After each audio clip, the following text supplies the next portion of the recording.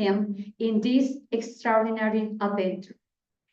To all the students of Villa Educativa Junior High School in Saltillo, Coahuila, Mexico, and to everyone who has made this possible for today to be here and reflect on many important topics. Today, we celebrate the World Speech Day, a moment to recognize that we have different moments in life that we need to be aware of that. And also a moment that we recognize the power of the words and the courage to express them. Every year since 2018, our students have taken part in this event for different reasons. One of them is that, well, they can improve their skills, but also they need to know what they are doing to be comfortable to speak, to give a speech to everyone. Public speaking is not just, are not only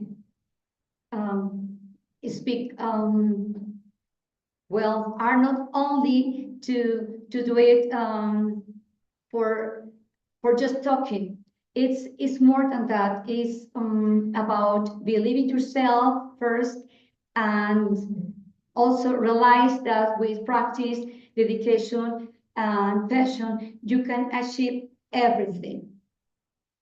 So today, I want to congratulate all the students that are here today for their effort and dedication, our teachers for their guidance, our parents for their support, and of course, special thanks to everyone who has prepared a speech for today in this event. So, well, let's enjoy it. We have some problems before, but now we are here to celebrate this important day. So I hope you enjoy it, and I invite you to comment in the different platforms that you have. So, well, no more words, and I give I invite Betty to continue with this program. Enjoy it, please, and thank you very much for watching us. Hello, everyone. I hope you're all doing well. Here, we're really happy, especially because it's World Speech Day 10th anniversary. We are honored and privileged to be able to participate again this year. Congratulations to all, and with no further ado, we'll start with our students. We have divided them in 4 blocks, and we'll start right now. Congratulations. Hi, my name is Nora Yanir Martinez Velasquez. I am 7th grade in Villa Educativa de Saltillo, Mexico. I used to think that mistakes were something bad, but when I grew up, I learned that failure is an important way to improve yourself. In the next few minutes, I'm going to talk about learning about your mistakes, self-knowledge, acceptance, and positive thinking. We all want to win, to succeed, and to be the best, but something many don't understand: the road isn't straight or perfect. It is filled with fails, with faults, and with mistakes. And you know what? It's the best thing ever happened to you. Every mistake is a lesson. You're not failing, you're learning. You're not getting worse, you're getting better.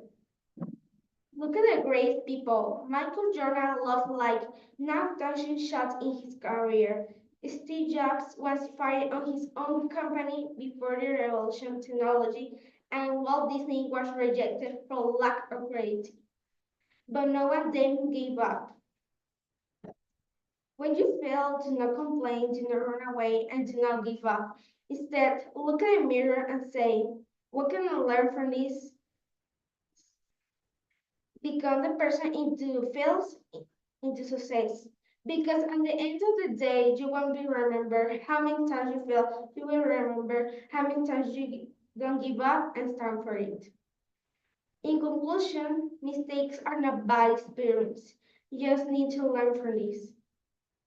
and never be afraid to try because all the day you will surprise the world. Don't try to be perfect, try to be amazing. Because if you fall 7 times, you get up 8. It doesn't matter how many times you fall. What matters is what you keep going. Be the best version of yourself. Thank you for your attention. What if your next pet wasn't a dog or a cat, or a snake, a parrot, or even a hedgehog? Hi, my name is Amber. I'm a student from Educativa, and this is my second year in World Speech Day. And I'm going to talk about caring exotic pets. Exotic pets are becoming increasingly popular, offering a unique alternative to traditional pets like dogs or cats. But owning an exotic pet is not just fascination, it's a big responsibility. So in this presentation, we will explore what makes an animal exotic, some popular species, and examine the challenges and risks involved in caring of these extraordinary pets. An animal is considered exotic when it is not a dog or a cat, and when they are not native to the region or country where it is being kept as a pet. For example, they can be exotic or non-traditional, like bunnies. They are not considered exotic animals, they are non-traditional. And for example, hedgehogs are considered exotic. The category of exotic pets includes a variety of animals that are often chosen for their unique appeals, such as reptiles. These animals are extraordinary because of their slow movements, distinctive looks, and in some cases, long lifespans. But we need to consider that they need a specific environment with a specific temperature or humidity levels. And some of them need a diet of live insects. Then we have birds. They are known for their intelligence, colorful features, and the ability to copy sounds. Birds require fresh fruits, vegetables, and seeds. Then we have small mammals like ferrets or hedgehogs, and they are great exotic animals because of their playful nature and small size, which makes them more manageable in a home setting. Finally, we have exotic fish. Exotic fish are like koi fish, angelfish, or discus fish. They are often chosen and they often stay in aquariums because of their incredible patterns and colors. But owning exotic animals come with significant risks and challenges. For example, some reptiles can carry diseases that can be transmitted to humans, known as zoonotic diseases. For example, some reptiles can carry salmonella, which can lead to serious infections in humans. The danger from exotic animals, especially those that shed fur or feathers, is that can trigger to allergic reactions in some people. So people with allergies need to be cautious when considering keeping one. So in conclusion, we learned that exotic animals are fascinating, but they need responsibilities too, from ensuring they receive the right diet and environment to being mindful of the potential health risks and legal concepts. So thank you for your attention and remember that every pet deserves a good life, even if it's exotic or not.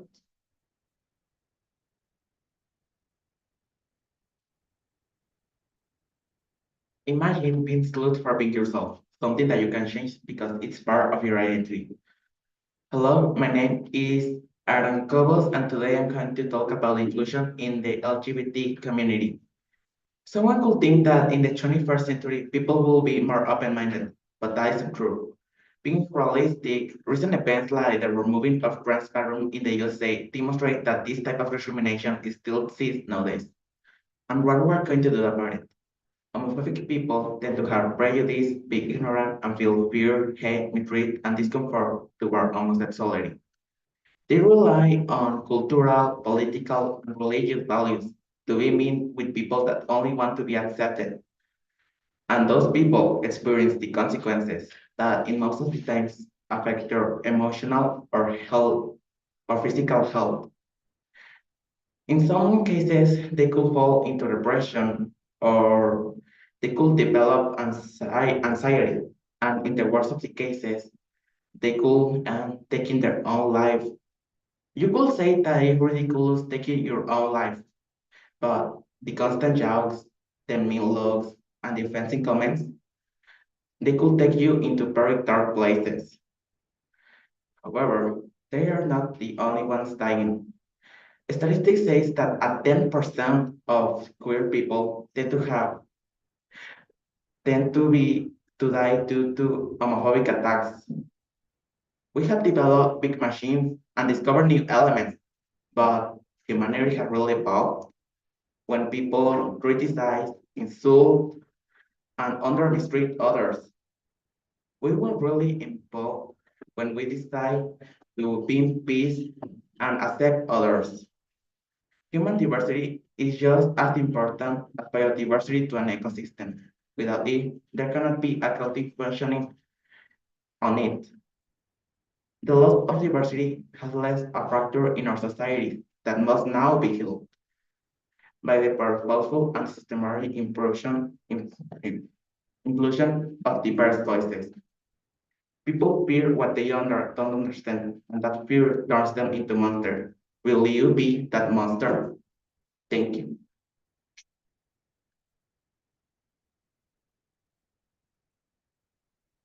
Imagine driving on your way home. While you're on the road, you notice something lying on the center of the highway.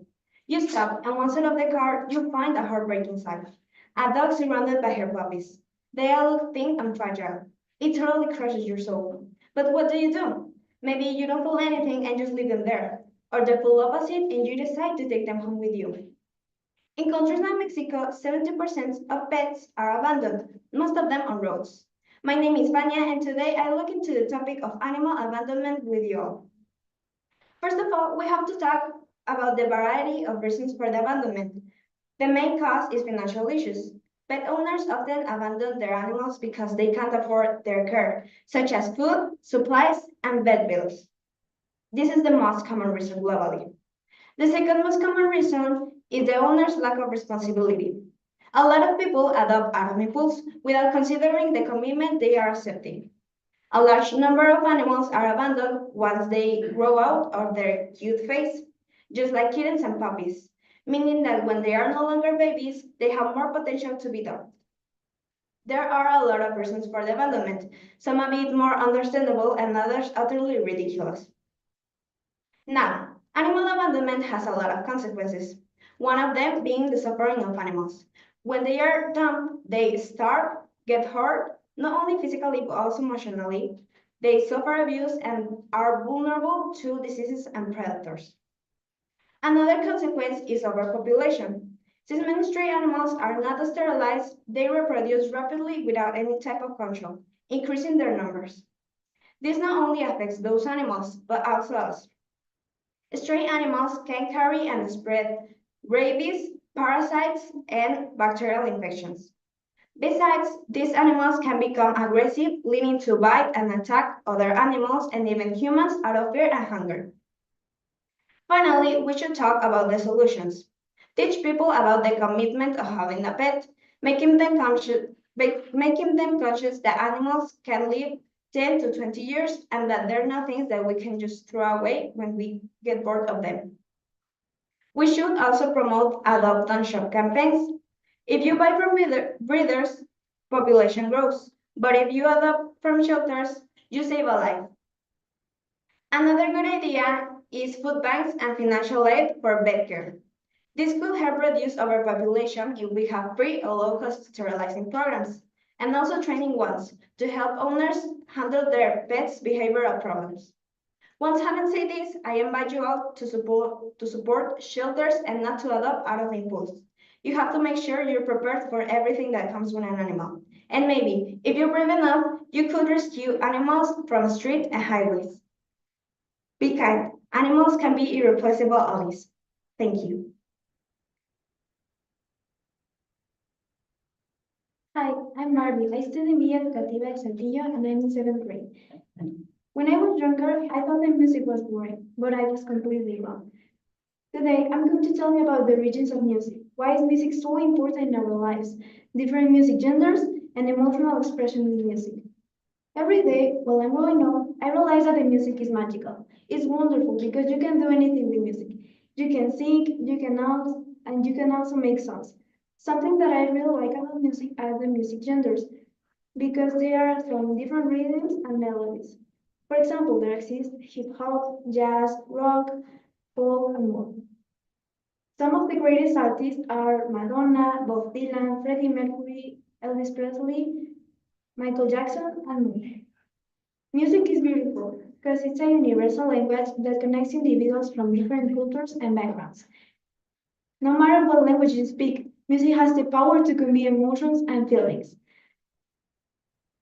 Music helps to strengthen the learning and memory. It also helps with remaining the brain stable, and it also helps with the brain blood and heartbeats. All of these purposes that I have mentioned to you are part of the beginning of the music. Some people think that the beginning of the music had been existing since the language. In conclusion, music gives an emotional refuge for all the people. It helps with a lot of things. And for example, if you feel bad, you can listen to music.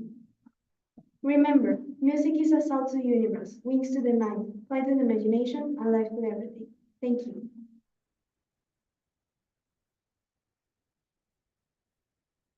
Good afternoon. My name is Barbara Berlanga.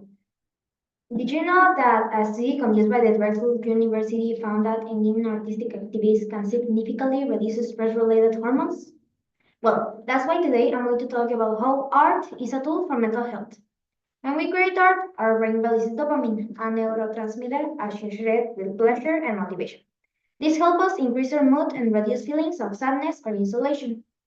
This can act as a form of mindfulness, allowing us to focus on the present moment rather than worrying about past or future concerns. It doesn't matter if you're painting, drawing, or sculpting art.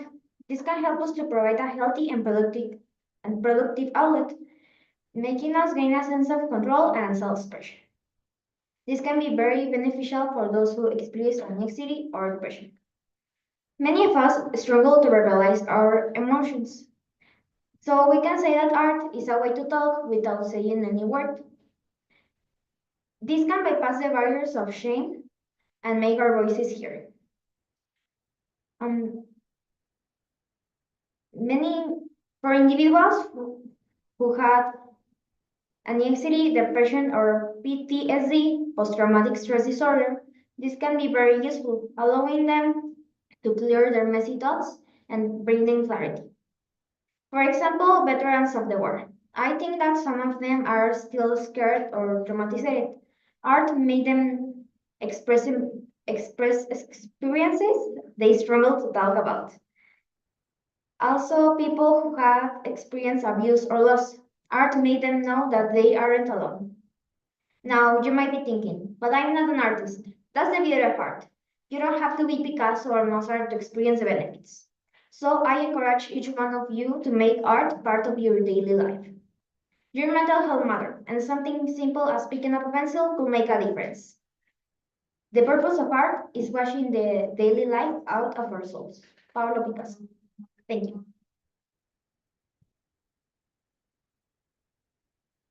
If you want to be beautiful, you can start with your heart.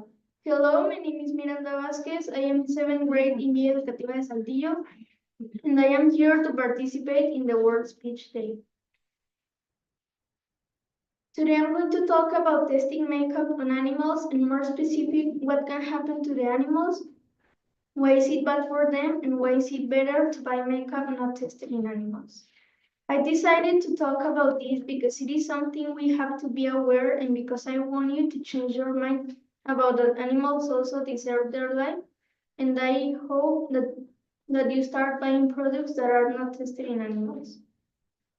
The things that can happen to the animals are that they are killed and dissected because these tests include dripping cosmetics into animals' eyes, shaving their fur and rubbing them into their exposed skin, or forcing them down their throats.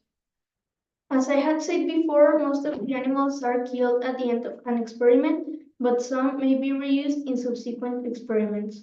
Here's a selection of common animal procedures.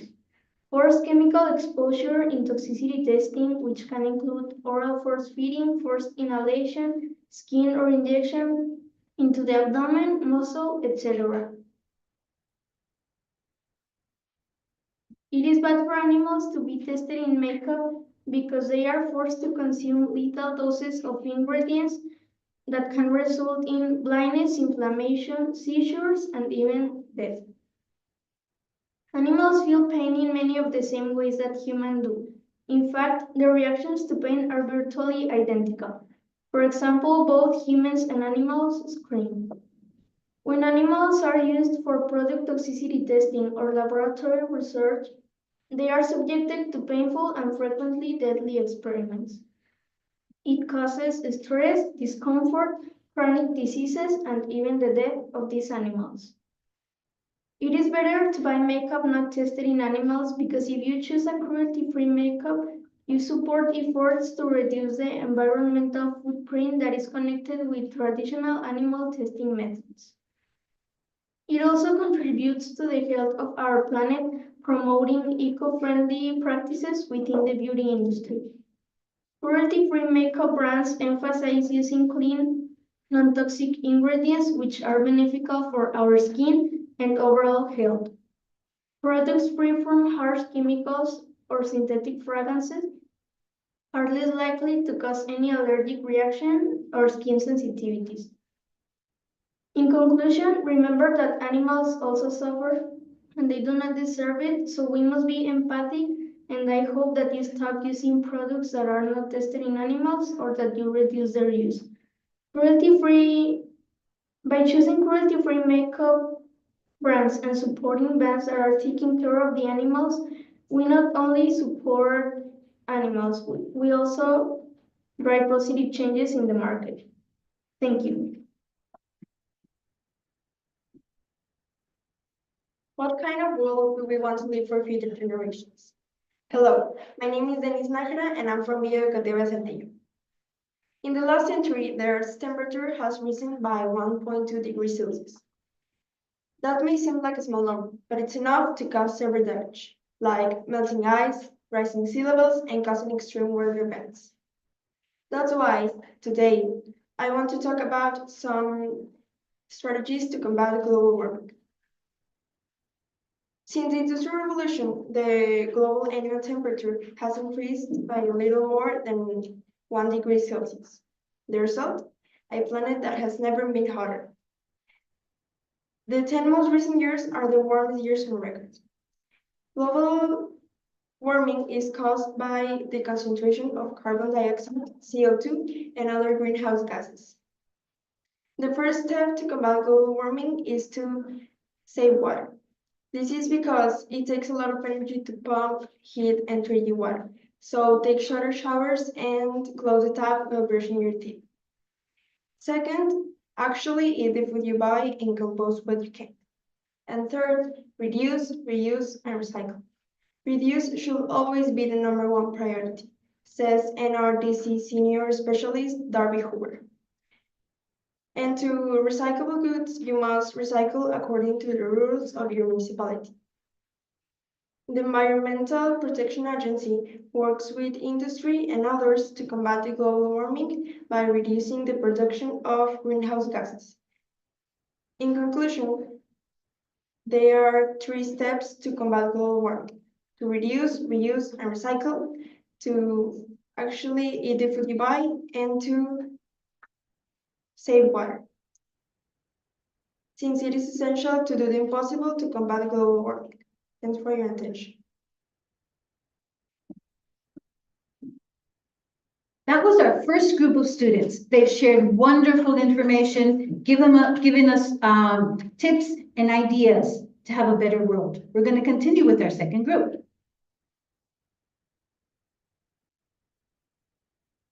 Hello, my name is Claudia, and I am from Educativa de Saltillo on Saltillo, Coahuila, Mexico.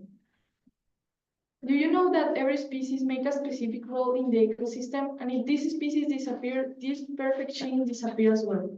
So today I'm going to talk you about what is an endangered species, so some examples of animals that are extincting, and some actions we can do to save them. An endangered species is a species that is in danger of disappear, even globally or regionally. This may be due to habitat loss. For example, when people go and make houses, apartments, or any kind of buildings in an animal house. Another example of things that animals are disappearing are the deforestation. When people go to the forest and start cutting the trees just for have some things for them. Another example is the illegal hunting. When people go to the forest or any kind of place where people live and start hunt the animals just for fun. Some examples of animals that are disappearing are the Java rhino, the red wolf, the pangolin, etc. Some actions we can do to save them are start protecting the animals in your community. Say your family, friends, or other people you know about this thing that is happening to the animals. Start planting trees,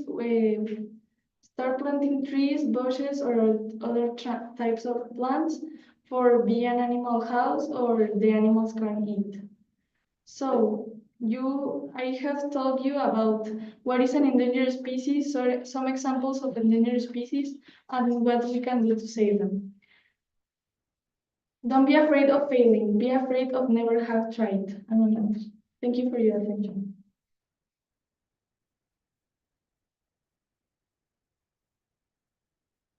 Hi, my name is Isaac, and I'm from Educativa de Saltillo. And let me ask you something. If you or your family were in danger, would you try to do something?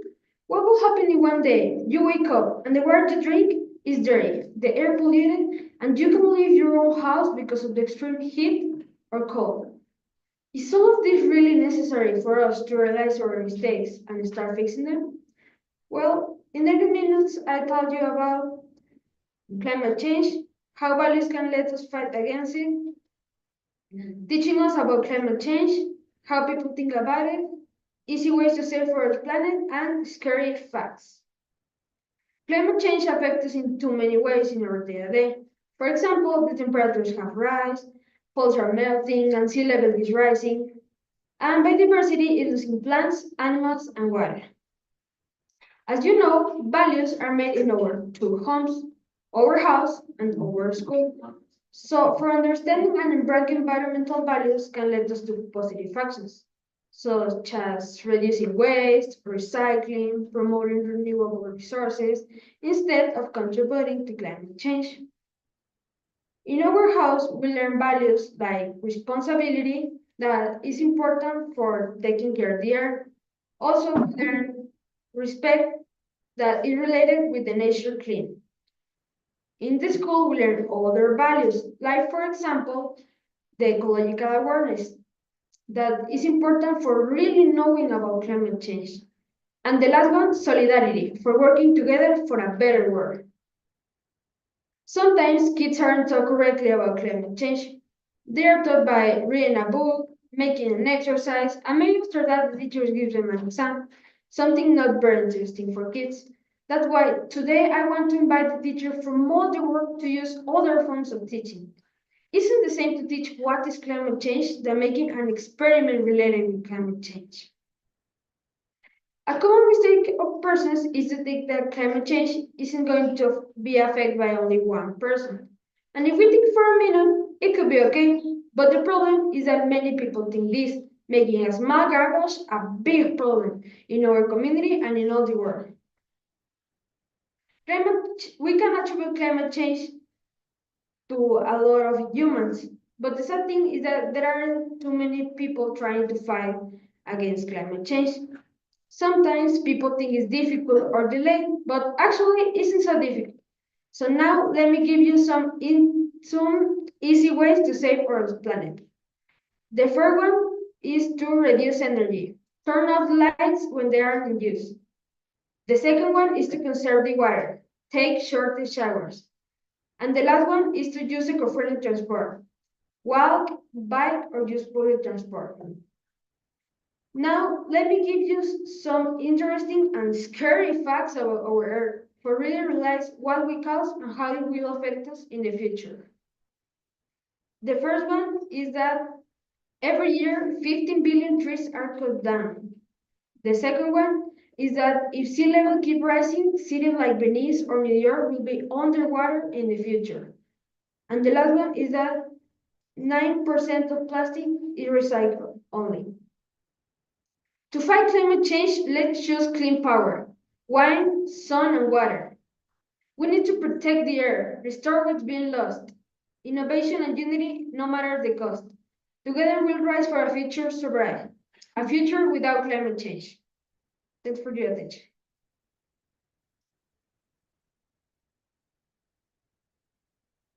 Hello, I'm Nicolas. I'm from Educativa de Saltillo, and this is my second time at a live World Speech Day. I suppose we all here know water is life. It's crucial for our survival, our health, and well-being. Unfortunately, it's also well known that we are running out of it. In fact, the United Nations have stated that around 2 billion people don't have simple and easy access to water. Very sad, right? Simply imagine being a father or a mother who can cover the basic necessities of food and water for your family and seeing how all of you are suffering from thirst and hunger. Well, droughts worsen due to human-induced global warming. However, it's not entirely our fault since the weather plays a big role on water accessibility. For example, here in Mexico, in the northern regions, there is lower water accessibility due to its desertic climate. This doesn't change the fact that we could be our own doom or how massive this problem is, but thankfully there's a solution. Water sustainability. For those who don't know what it is the capability of meeting our water needs without affecting future generations' ability to do the same thing. Nevertheless, our water is currently going through a tough number of challenges. Agriculture is currently the main consumer of clean water on Earth due to the immense need for irrigation and livestock feeding. But in the past few years, there has been a great industrial revolution, which has led to growing populations and urban centers, affecting water accessibility and quality and negatively impacting all the pollution rates. Fortunately, in the past few years, there have been new water sustainable practices and systems that remove the use of it from where it was originally needed. Some examples of these are car washes or waterless toilets. These ideal practices should have three main goals: accessibility, feasibility, and environmental responsibility. Finally, the importance of this topic relies on water's crucial role for humankind and the overall well-being of planet Earth. Although it is our largest natural resource, it is both finite and irreplaceable. That's why it is vital for our development and future well-being. Pollution and climate change are irreversibly affecting water quality and accessibility, threatening the survival of all living things, from plants to humans. With this speech, I want to encourage you to be conscious about how our actions today and tomorrow could define how we develop and our future well-being. Thank you.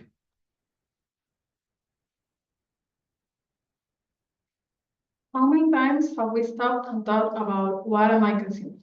15% of the world population living in rich countries are responsible for 56% of the world consumerism.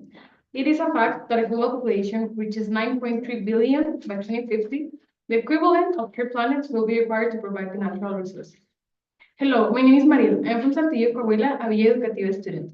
And today I would like to talk to you about what is responsible consumption and production, how it is affecting the world, and ways to reduce consumers. Sustainable production and consumption is about promoting resources, energy efficiency, sustainable infrastructure, access to basic services, green and decent jobs, and a better quality of life for everyone. This is also a top goal of the Sustainable Development Goals by the UN.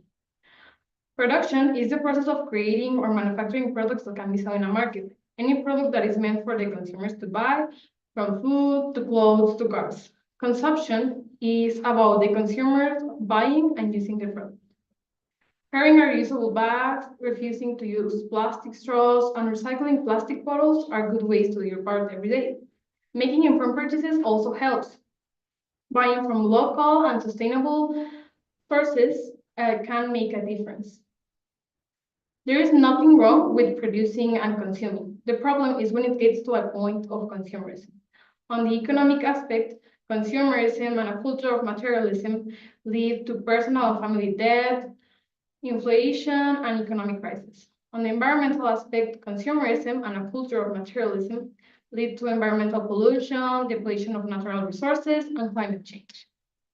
A very good example of this is fast fashion, a phenomenon that causes extensive damage to the planet, harms animals, and exploits workers. Fast fashion is defined as cheap, trendy clothes that samples idea from the catwalk or celebrity culture and turns them into garments at fast speed to meet customers' demand.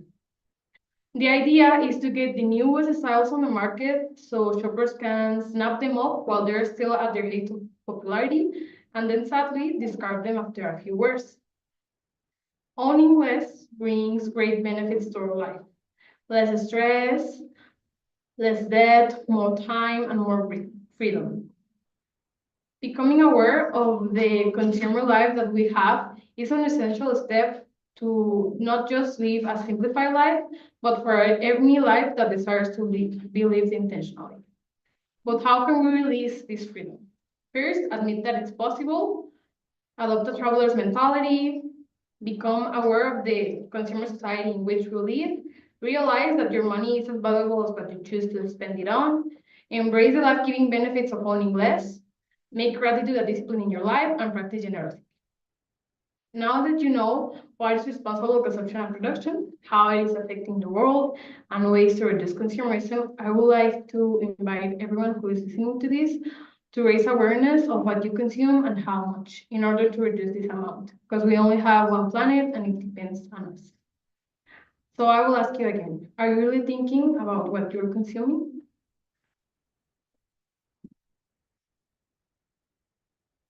What do you do to take of the wheels? Hi, my name is Dania and I am from Villa Educativa, Saltillo, Mexico. I'm here to participate in the World Speech Day. Today, I'm going to talk about the importance of sea animals and whales. Also about what is the Saguaro Project and how can we stop it. The Saguaro Project is liquefied natural gas export. This will transform the aquarium of the world, the Gulf of California, into a sacrifice zone for the fossil industry. This means this will kill thousands of whales. Also about so many species of fish. To stop this project, we need to sign up and take action and be aware of this. We can sign up the letter published, setting a goal of 200,000 signs. This starts with a message for Mexican president, to her counterparts in the US and to her government team. The aquarium of the world, the Gulf of California, is the transitory and home of 85% Mexico's marine mammals. So this will kill every kind of species in Mexico. So remember to take action and be aware of this, because this is important, because every animal is important in every ecosystem. This is not a battle of only one person. It involves everyone that is listening. So I invite you to take care about sea animals and also whales, that they are important in all senses. The color of life in the sea is blue. Let's not paint it red and orange. Thank you.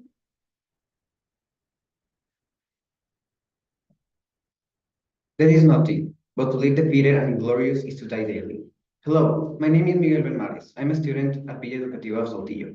And let me tell you something. Since 2019, 59% of people think doctors should have the legal right to end the life of a person suffering from an incurable illness. Every day, new diseases come and threaten our life. And with the cost of things, spending more and more money on someone without any quality of life has become a popular thing. Well, it's normal for people to have their own doubts. Advantages and disadvantages come through daily. But what we need to remember is we're not seeking the easiest way. We're looking for the best one.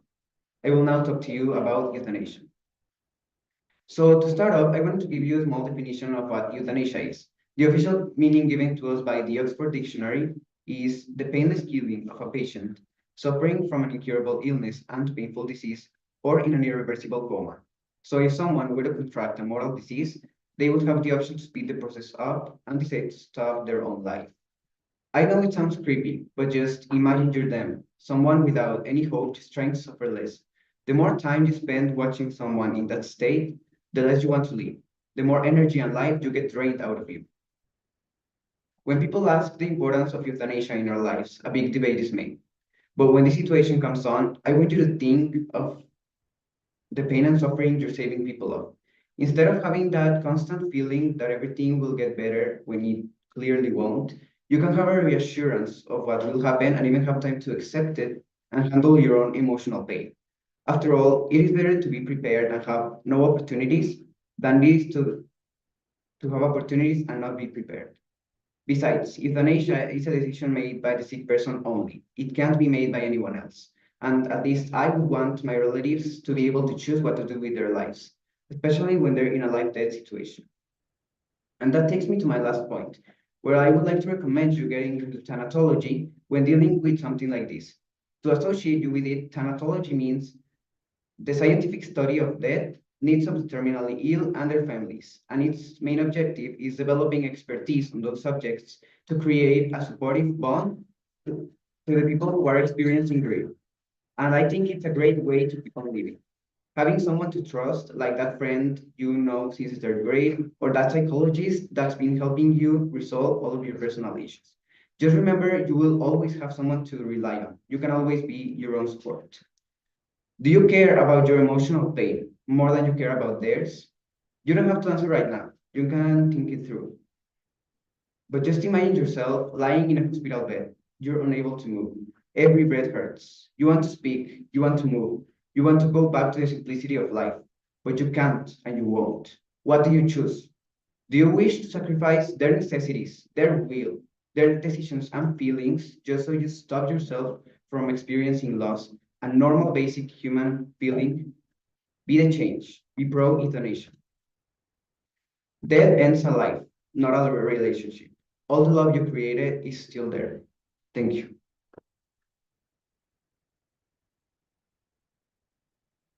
Water is the driving force of all nature. Imagine you're washing your face and suddenly the water goes away. You start feeling frustration because you can't wash the soap off your eyes. You can see anything, and that's when you realize that your value of water. This liquid is essential for all life forms, acting as a critical component for hydration, bodily function, and overall health. If you have never experienced one of these hypothetical situations, it's very likely you haven't thought too much about its importance. Unfortunately, in the last few years, water scarcity has been incrementing all around the world and affecting people from all backgrounds.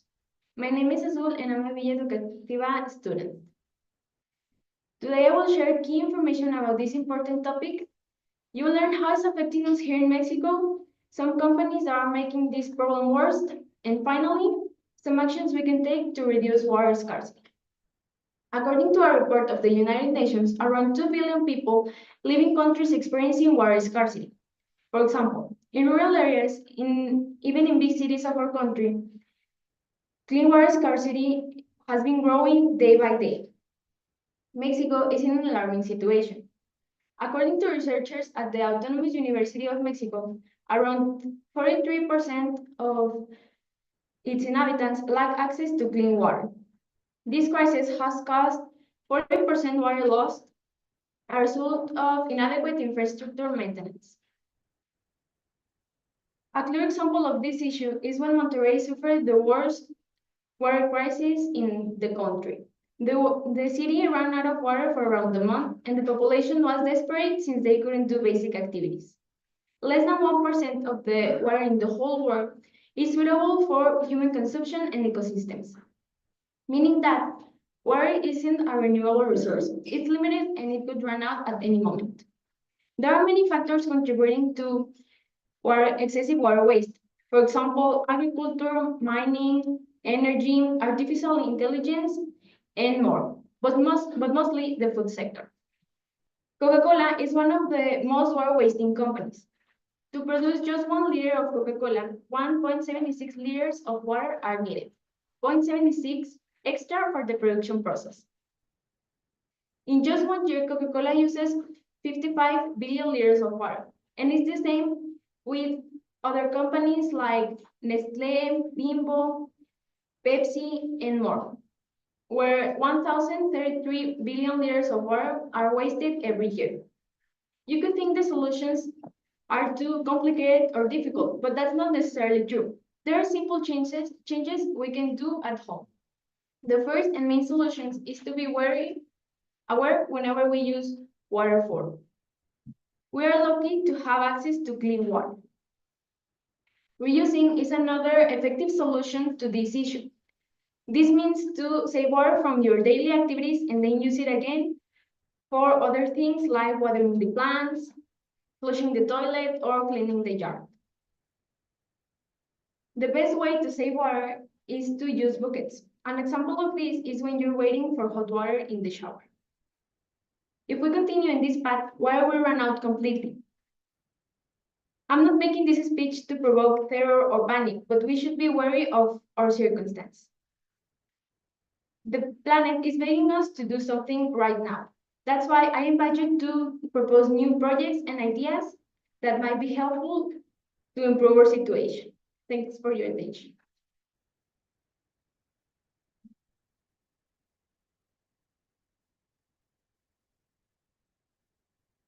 Did you know that women earn about 16% less than men on average?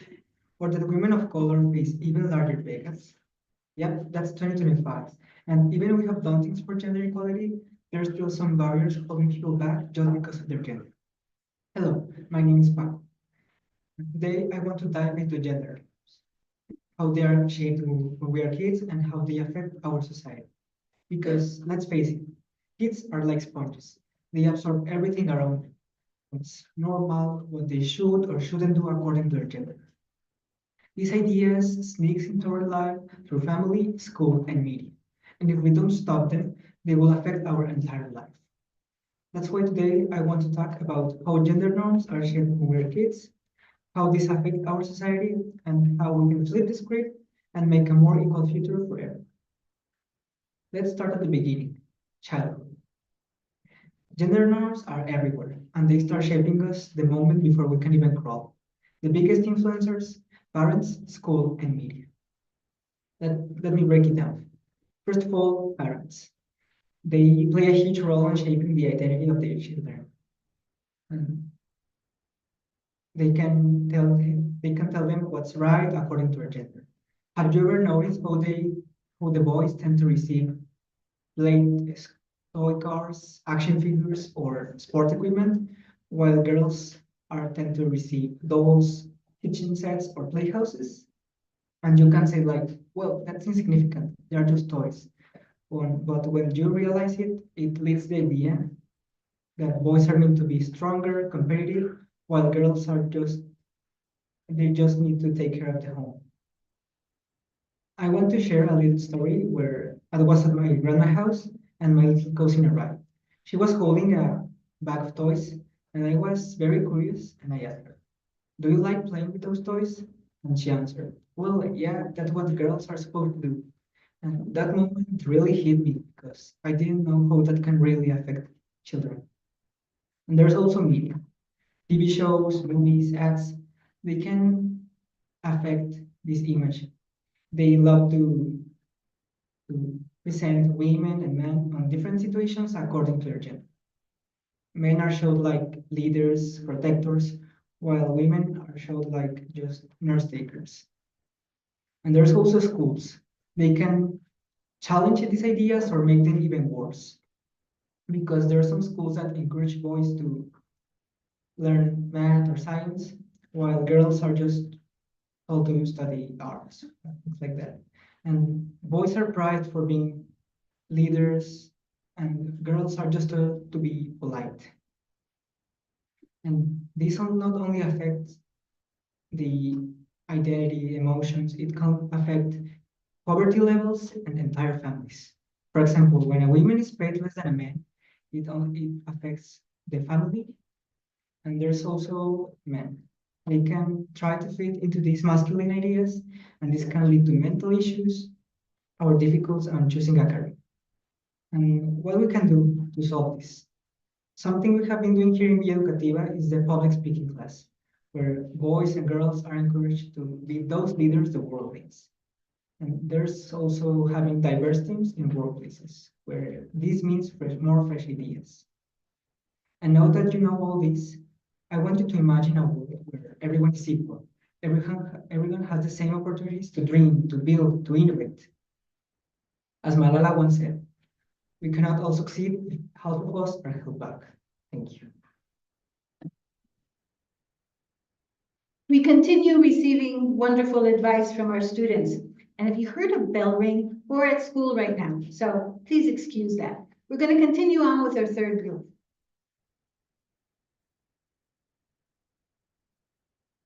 Have you how many animals die in a day? Or how many animals are an endangered species? Maybe not have thought about it. Hi, my name is Ceci, and I study at Villa Educativa de Saltillo, Mexico. And today I'm going to talk about the species in danger of extinction. First, let's discover what is a species in danger of extinction.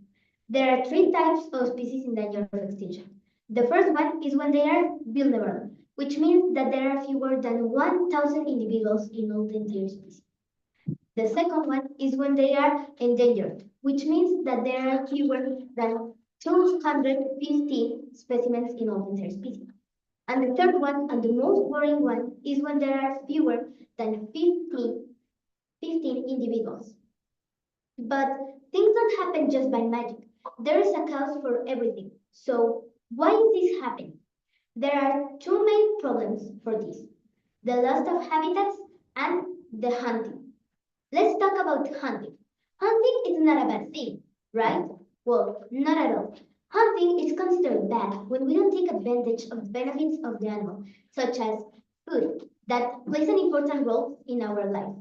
But if we just hunt animals for fun, what will we become for all the life in Earth? This is only one problem. The another problem is the loss of habitat. We can say animals can live in other places. No, because all the habitats are perfectly designed and unique for all the animals that live there. That's why they are comfortable. Now, there are many animals that are in danger of extinction. What if we talk more about it? The polar bear is an animal in vulnerable state. These animals are in this state because of the loss of habitats, and they suffer a lot because their principal prey, their seals, are not on the surface, so they don't need oil. Then the Java rhinoceros is in endangered state, and they are in endangered state by the furtive hunt because people just hunt them for their hunts, or to decorate their homes, or to sell them illegally. They tear up their hunts in a very cruel way, and then the animal die by bleeding to death. Finally, the most worrying for me is the sea cow, that is an endemic species of Mexico and the smallest cetacean of all the world. This animal is in critical endangered state, and this animal has been in all the states of danger of extinction. Let's start in 1997, when USIN registered these animals like in vulnerable state. In that year, there were just 556 sea cows in all the world. Then, in 2015, they were registered like in endangered state, and in that time, there were just 97 sea cows in all the world. And now, in 2025, there are just 6 to 8 sea cows in all the world. So, you can see that the population of this animal has been decreased in all this time. So, what can we do to don't get animals extinct? There are many things that we can do, but the principal ones is to learn about these topics and to share them with our friends or family.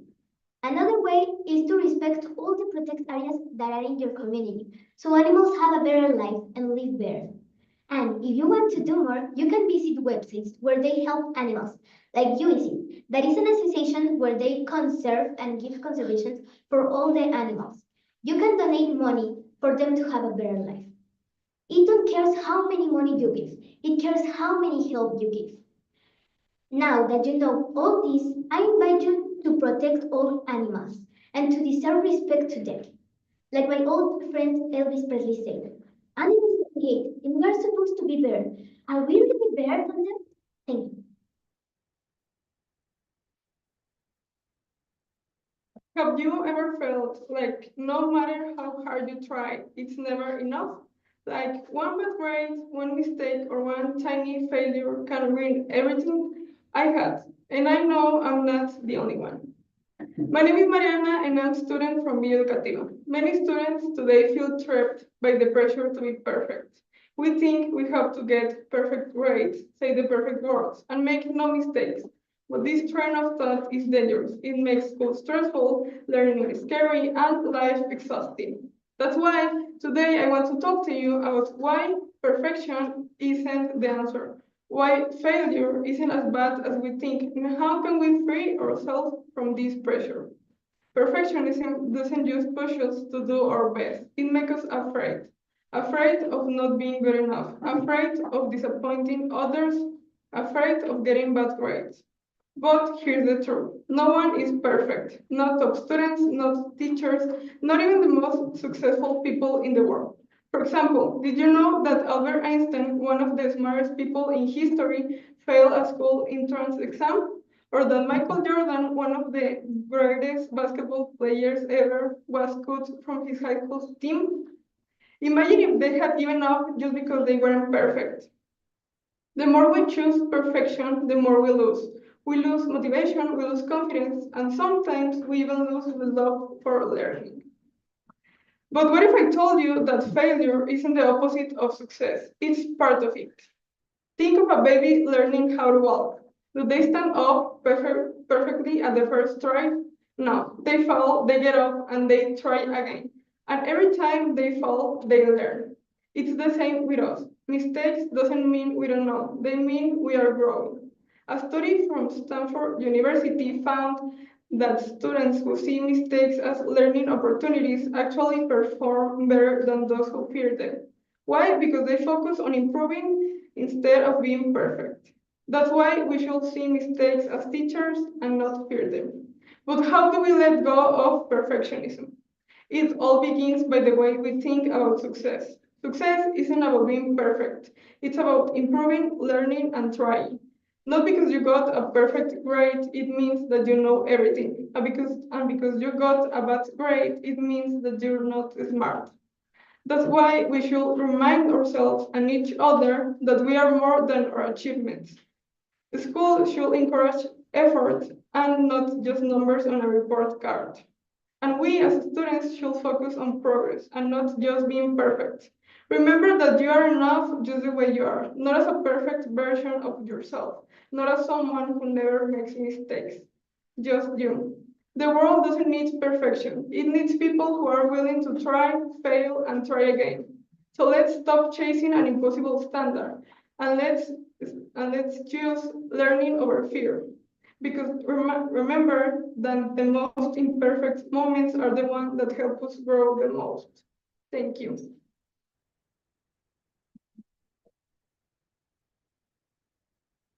Every 4 seconds, someone in the world loses their life by suicide. This is more than statistic. It's a wake-up call. Suicide is an issue that, although often silent, deeply affects families, communities around the world.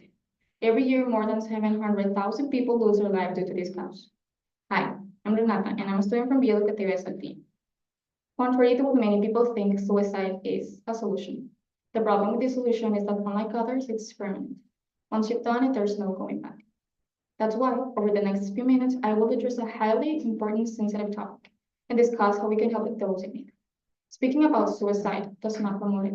On the contrary, it can save lives. We love it. We just don't like experiencing pain it. And I promise you, there is no worry, no death, no topic that is worth ending your life over. And please don't see it as a bad life, rather as a bad day, a bad week, a bad month, or even a bad year. But it's not a bad life. You don't really want to die. You just want the suffering to stop. You just want to be at peace. And that's why I ask you please to stay. Because you will never know if tomorrow could have been different if you don't stay. You will never know if you could have smiled again, if you could have found your dream job, if you could have finished your studies. You will never know if tomorrow you could have repaired your relationship with your parents if you don't stay. And trust me, tomorrow will be better. And if not tomorrow, maybe the day after. Or maybe next week, or maybe next month. You have an entire lifetime to find out. There's just the things that will help you get through this: time and therapy, along with the love and support of all of those who care about you. Because just imagine the whole you would live in the life of those who care about you. Those people who love you and support you every time. Just think about it. And nothing lasts forever, nothing is permanent, and everything has a solution. So please, thank you.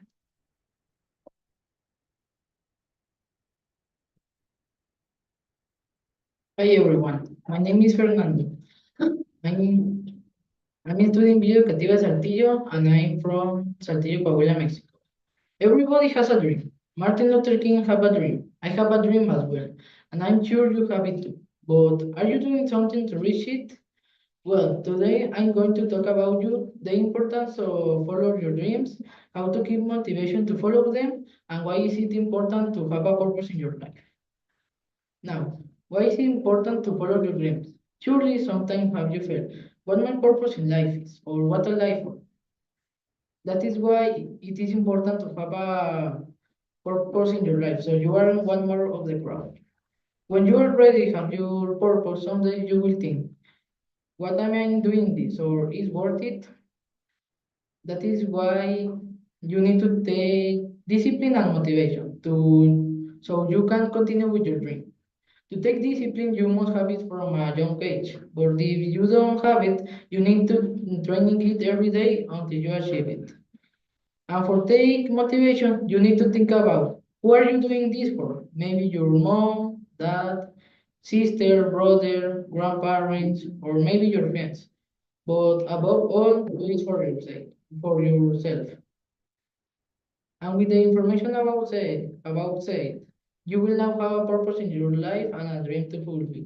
So please do something to reach your dreams. And remember, Viktor Frank said, those who have a way to live can be almost anyhow. Thanks for your attention.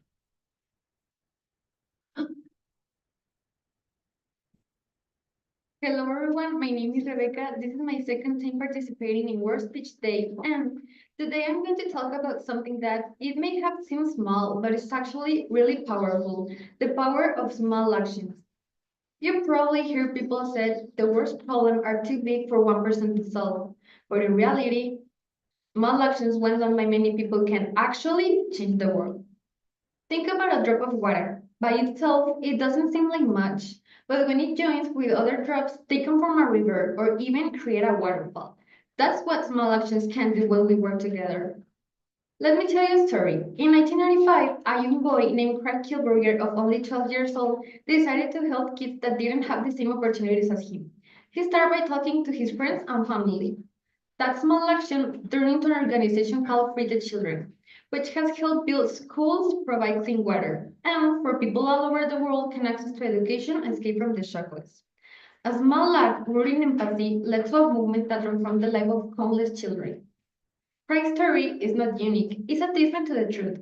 A small action fused by the right intentions can snowball into something far bigger than we could ever imagine. Just like a smile to a stranger who's having a really bad day, a word of encouragement to someone feeling lost, the time we give to listen to a friend in need. These may have seemed like teeny inconsequential moments, but in reality, they are part of a large decoration of kindness, empathy, and love that shapes the world. We tend to overlook the power of the small because we've been conditioned to think that only grand gestures can create lasting change. But in reality, small actions are the very fabric of our humanity. They are what our communities stronger, our relationship deeper, and our world more compassionate. Take a moment and think about the smallest action in your own life. The simple word that spark a whole conversation about an important issue, or even the decision to recycle just one more plastic bottle. When we multiply by millions of people across the world, these small actions became into waves of transformation. They have the power to shift cultures and change lives. Obviously, we all have been impacted by small actions because they form the foundation of who we are. Each of us has the power to act, to choose kindness, to make a difference. We all can create a world that is more just, caring, and connected. Because in a world where our feelings are out of control, we can find empowerment in knowing that our individual actions matter. Let us not wait for others to lead. Let us be the one who, through small but consistent actions, create the change we wish to see in the world. Obviously, we don't see immediate results of our efforts, but history has shown us that small actions, when together, make a big wave of transformation. Also, small actions bring people together. A simple action of effort inspires an entire group of people to give their time, skills, or resources for the greater good. Because when we see the impact of this small, it encourages to continue. It's a reminder that we all have a role to play in creating a better and more compassionate world.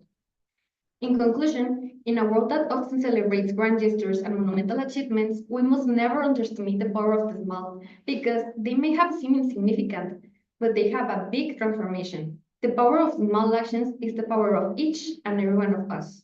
Thank you.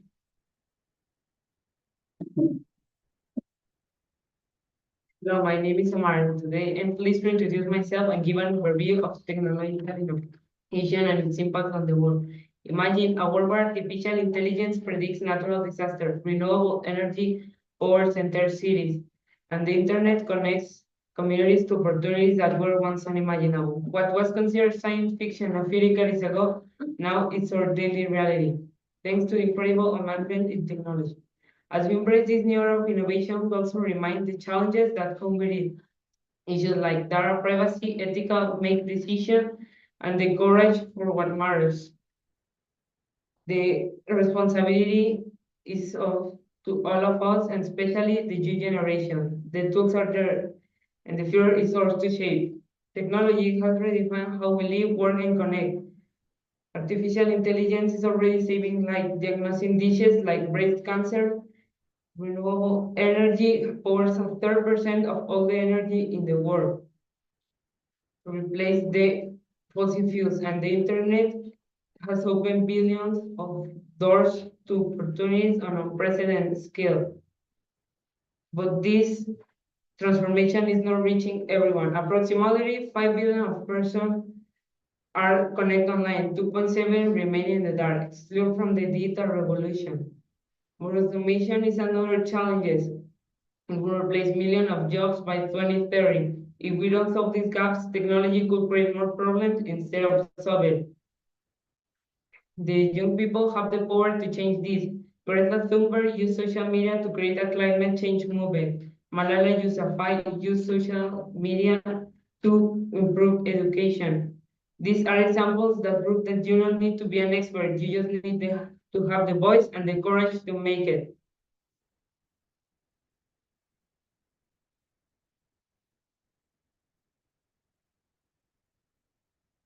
The responsibility is not just from scientists or programmers, it's the decision that we choose to use technology. The technology is neutral. It is to all of us, and especially the youth generation, to decide if we divide us or change together. Small actions matter. Investigate how technology is redefined our future. The innovation is not about tools or invention, it's the vision behind them. It's to use technology to create a change, to solve the greatest humanity challenges, but this will not happen on its own. It requires conscience, ethical making, and the courage for what matters.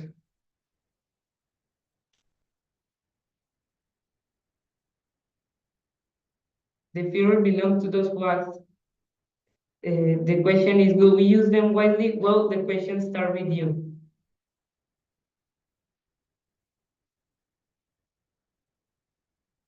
Hello, my name is Corina Mariel Cubera Cardona. I'm in 7th grade of Educativa de Saltillo in Saltillo, Coahuila, Mexico. You may know some things about dance. Probably most of them are like people can practice in dance classes after 18 years old, or the teachers force them to be flexible. But have you researched about it? Most of the rumors of dance are not true. Maybe they were, but a long time ago.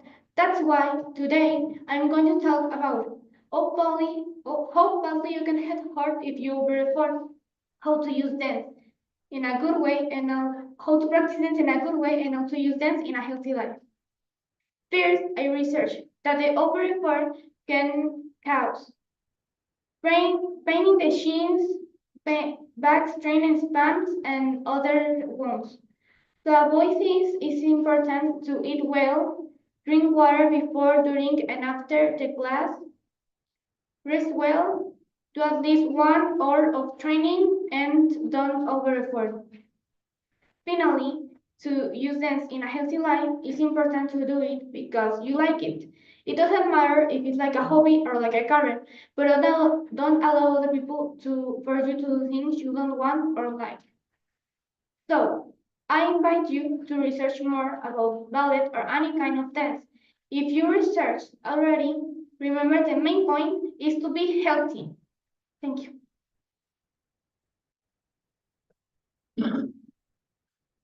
Hello, I'm Cristo. I'm here from Educative de Saltillo, Mexico, and this is my second time on World Speech Day. Have you ever wondered what would happen if you had a very easy way to win millions of dollars per year? Do you want to miss this chance? I think a lot will say no, of course not. But if I tell you that a big group of people waste this opportunity, I'm going to talk about the economy between one of the most recognized technologies that is free for everyone, who has an internet and computer in their houses. This is artificial intelligence, or by its acronyms, AI. But first, before I enter of terms of money, I need to explain to you what exactly AI is and how it works. Artificial intelligence is the development of computer systems capable of performing tasks, also referred to the simulation of a human intelligence in a machine. It also has natural language processes, or by its acronyms NLP, which allows machines to understand the human language exactly how they spell it. Now, the first attempt to create an AI system was in 1956 with the creation of the logical machine with the scientists and pioneers of these machines, Simon and Newell. By the time the AI has changed, and now in the 21st century, it is affecting almost 40% of jobs and existing jobs. The most three important advices with this are the medicine, education, and finance, which is the one that I'm going to talk. The economy between the AI. Talking about the global GDP impact, it is projected up to 15.7 trillion to the world economy by 2030. This includes 6.6 trillion from increased productivity and 9.1 trillion from consumption cycles. Now you know this information, I'm going to talk about the advantages and disadvantages that AI had between the money. The advantages are the improved decision making, which allows machines that make more successful the businesses. And the disadvantages, which are the job displacement. The automation replaces human jobs dealing with economic challenges, and the most important, the security. This is very important because the AI can be exploited for fraud, based decision making, and posing risks to businesses and consumers. Now you know this information, there is a big benefit that not a lot of people know about it, and it is how to earn a lot of money using the AI. There are different ways, like if you want passive income, start a blog or a YouTube automation. Now, if you want quick money, do AI freelancing, which is the process of offering services online using the AI tools. Basically, the AI do everything for you. And now, if you want long-term profits, do AI drop shipping. Isn't it seems easy now? 95% of people are ignoring these opportunities. What is the truth? AI is making millionaires every single day, but a lot of people are still stuck in the old way of thinking. And only 5% of people are taking action when a more opportunity is present. Now you know this, I talked to you about the AI, the advantages and disadvantages that AI have between the economy, and some tips to earn money easily with it. But you need to remember, the choice is yours. The world is changing, and you can also use AI right now to build your life into an entire success. New artificial intelligence are also coming that could change everything we know. The question is, will you watch from your house in silence, or will you take action? Because in the future, there will be people who use AI to build their entire dreams and earn a lot of money, and those who wonder how they miss the opportunity. What is important is that you have faith in people, that they're basically good and smart. And if you give them tools to them, they'll do wonderful things. Steve Jobs. Thank you. Well, I hope everyone is taking notes because they're giving us wonderful tips, wonderful information that we may not have known about, okay? This is our last group, our fourth group coming up.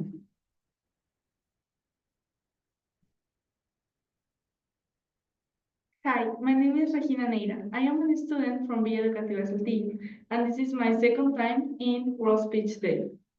Now the topic of how people change to fit in society. One day I was thinking, how many times have I changed to agree with others?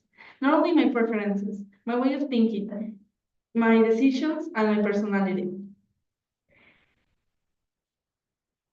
Because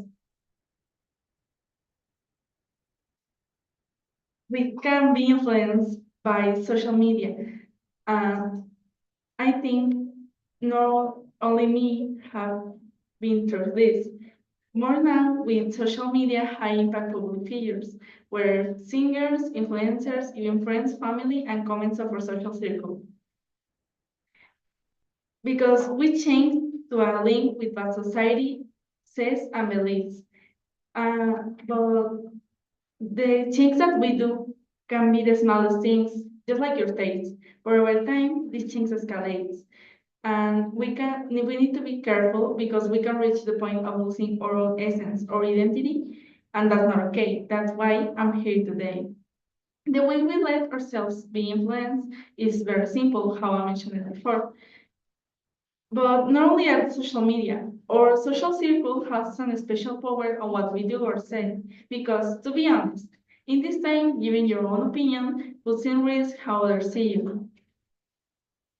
That's why people do not dare to do it, because they do not want to be seen as the good ones out in the group. They don't want to be left like that. But make yourself this question. It is worth changing in order to fit in. When this starts happening, we change our own way of thinking and we start seeking an acceptance that we must first give ourselves before seeking it from others. Besides all this, I think that we have consequence about changing the fit. But the main consequence is that you lose your own essence, your identity. That spark that makes each of us unique. Start being the same as others. You start being boring in little words like this. So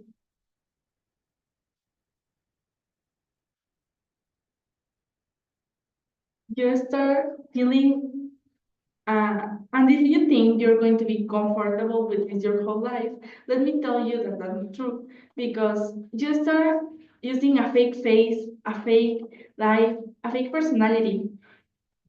That change make you feel an emptiness every day. That emptiness inside us grows. And nothing else, not even acceptance from others, can fill that void. It will be there forever because you're using a fake life. You're being someone who you are not. But I'm not here to give you more problems or only to tell you things that you already know. I'm here to give you solutions and tell you the good impact that will have in you. Be yourself and have a life aligned with your values, make you start feeling truly happy because you start being yourself without shame or fear. You start having a point or a way of only be yourself. So I expect that since today you start loving yourself and show it to the world. The world is whole with criticisms and with opinion, but only you decide if you take it and becoming someone you're not, or if you becoming someone better than the people want you to be. Thank you.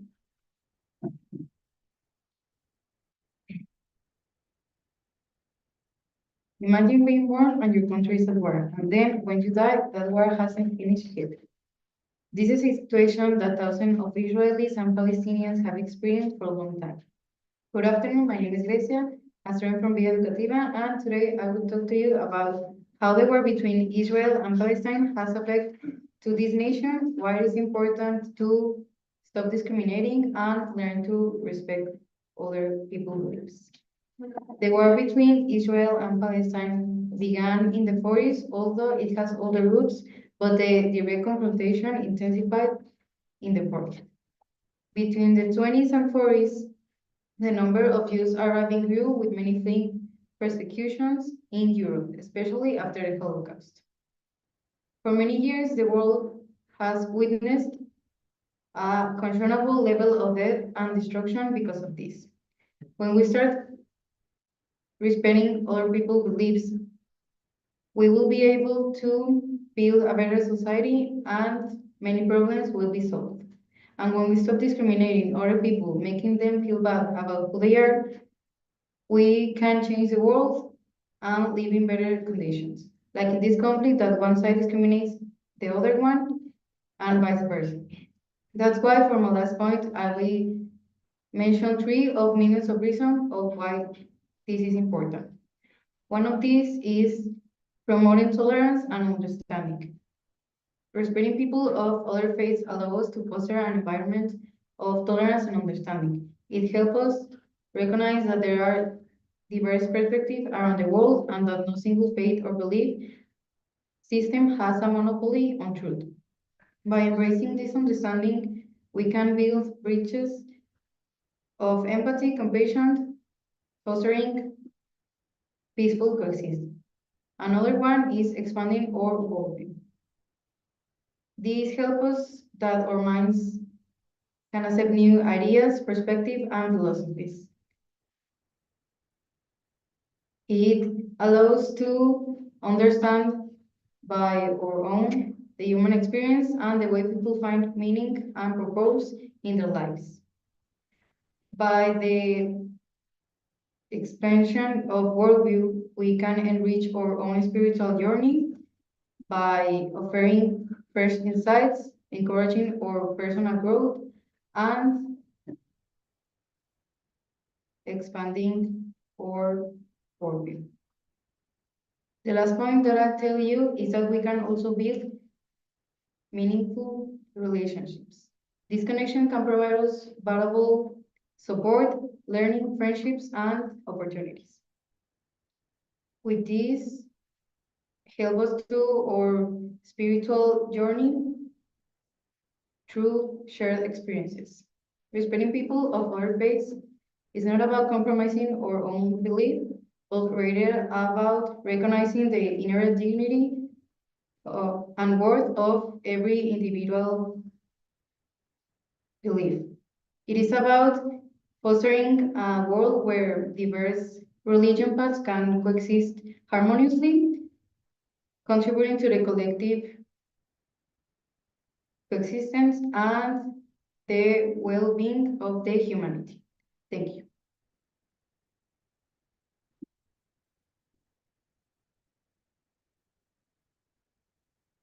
Hello, my name is Ray Padilla, and today I'm going to talk to you about the music and the art. When I was younger, I used to try a lot of activities, such as like football, basketball. But when I tried music and art, my life changed. And today I'm going to say you how can change yours. I'm going to talk to you about the difficult part of starting art, the how humans can express themselves, how to start, and some history. Humans can easily express themselves. Just look at children. It could be a scream of joy or immediately starting of crying. Why? Because they leave their emotions flow. Some people think that the difficult part to start in art is a starting, but no, you don't need to make a masterpiece. You just need to let your emotions flow and build liberty. For me, the best way to start in art is trying instruments, music, singing, painting, or saying poems, because that is a way of expressing. So it's not too difficult, and you just need to be yourself. The music and the art starts in the beginning of the humanity, but not a certain time. Music starts by making sound of animals, such like birds or rocks crushing.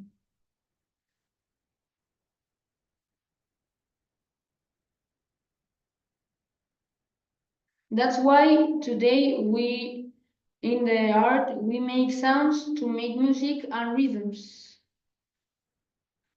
I hope that this inspires you to introduce you in art, because I know that is so healthy for you, and you can, if you are repressing emotions, you can be liberty and let them flow. Thank you.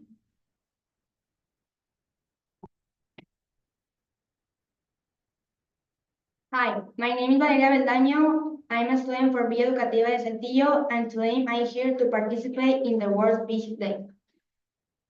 It's very common to hear the word friend in anywhere, but have you ever wondered what is the true meaning of a friendship? Well, today I'm going to talk about the importance of a friendship, the real meaning of a good friend, and how to identify a toxic friendship between friends.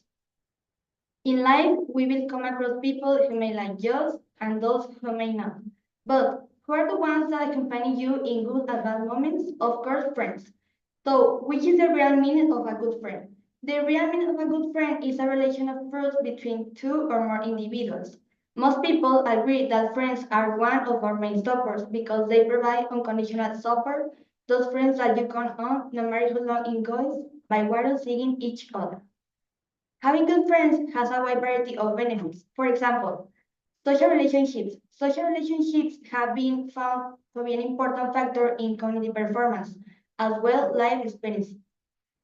For many, it has become clear what the importance of a friendship is in difficult times, especially when going through a moment of a personal crisis and depression. In short words, we can say that life can be much simple if we surround ourselves with people who after use their unconditional friendship. And how we can identify a toxic friendship. To prevent these types of friendship is to work a lot on our self-esteem and confidence. And remember that a friendship is a soul that lives in two bodies and a heart that lives in two souls. At the end of the day, a true friendship is worth 1,000 times more than a false friendship. Thank you.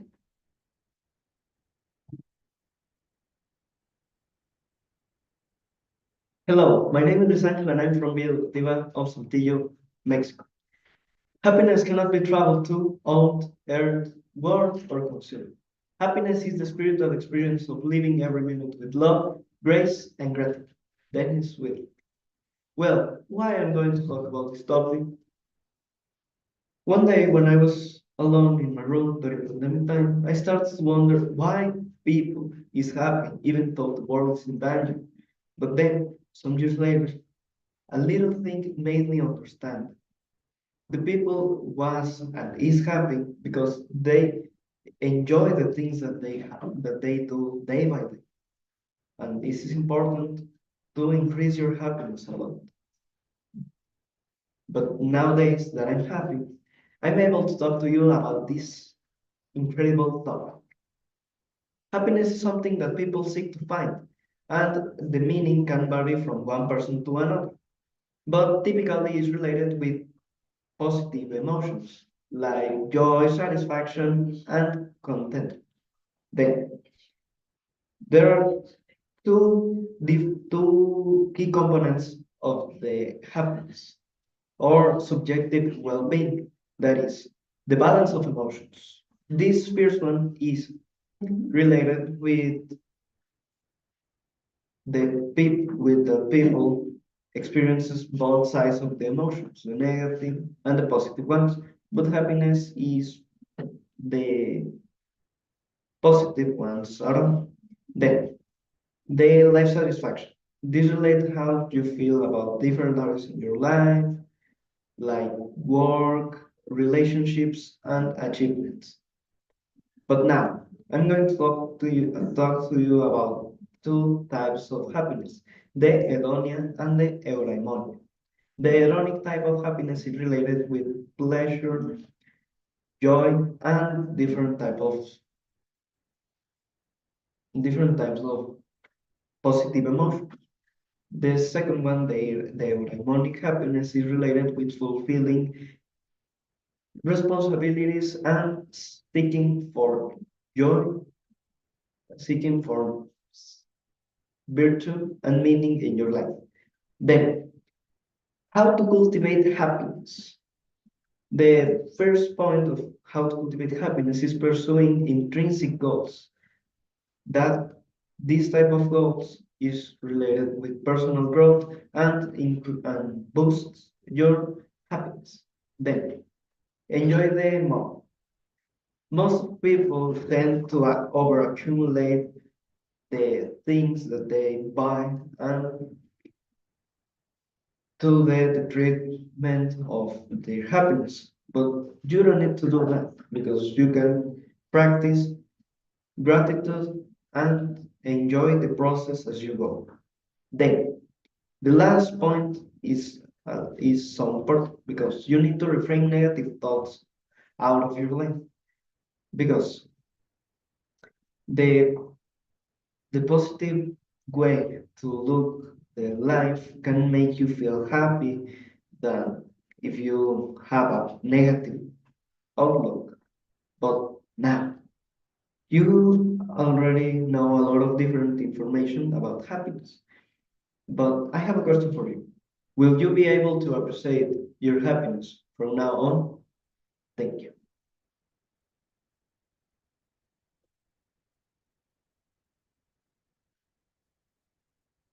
Ain't nothing like the feeling of uncertainty or silence. Useful.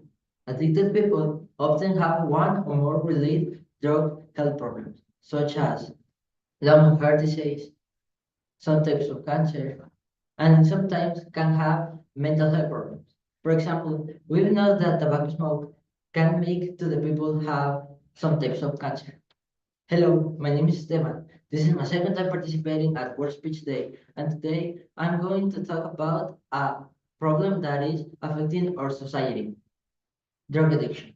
In a few minutes, I'm going to talk about a legend of rock that died of this, how do drugs affect us, and how do we break free. Jared Anthony Higgins, known as Juice WRLD, was more than just a rapper and singer. He was a voice of his generation, singing songs about heartbreak, drug abuse, and struggles with mental health, painting vivid pictures of vulnerability and giving solace to her fans.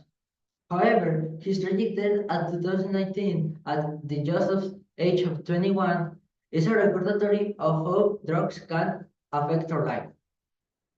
Drugs, whether legal or illegal, have a far-reaching in our body.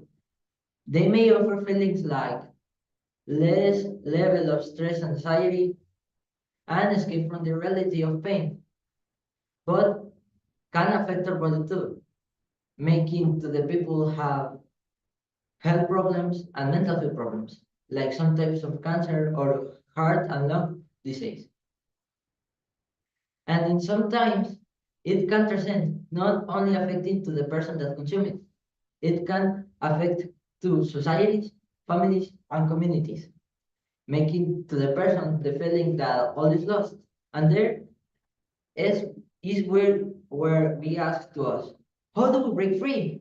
Well, breaking free is challenging, but not impossible. Make it to the person be a better man and make his life again. We can do so many things to break free, like seek help, build supporting networks, and educate yourself and others.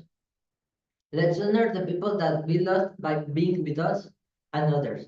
Stories like yours were alertatory of how drugs can end with our life and how we can change the world. The friends that don't evolve with you are temporary. Just thank you. Hello, my name is Jorge Luis, and I am a student of Educativa de Saltillo. This is my third time on World Speech Day, but now with another different topic and more interesting that can change your mind. We all have the opportunity to come from nothing to something. David Goggins.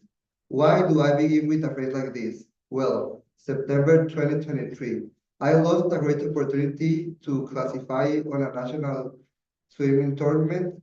I lost because I don't give all my potential. In the moment, I felt very sure and I was thinking that I can win, but I lost all my races and I felt so bad. But then I started to watch David Goggins. Goggins was an ex-military, but now an influencer of personal growth.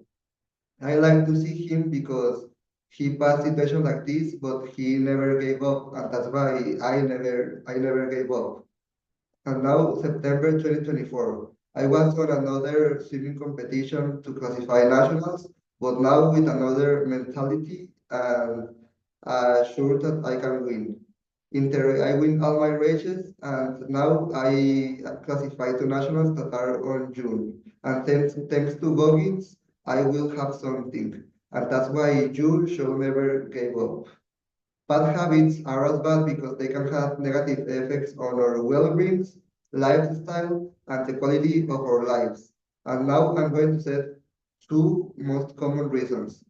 First, we have the emotional and mental bad habit. The first is overthinking. Overthinking can take us make bad decisions in the future. And negative self-talk is criticizing ourselves.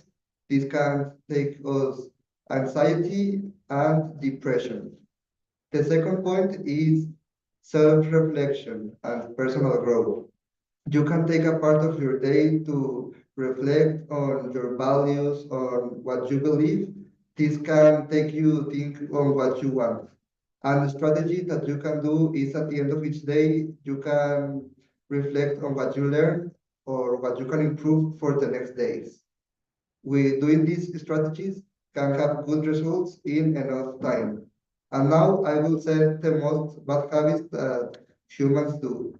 First, we have unhealthy eating. Eating excessive amount of food, junk food, or drinking or consuming a lot of sugar can higher our weight and you can have energy low levels. The second is poor sleep. Poor sleep is stay at low time of the night or seeing the cell phone can affect us, the mind and the eyes. In conclusion, bad habits are a common part of our lives, but well-being or relationships. But now understanding this, we know how to prevent it. Thanks for your attention, and I am excited to see how each of you come on this journey of personal growth.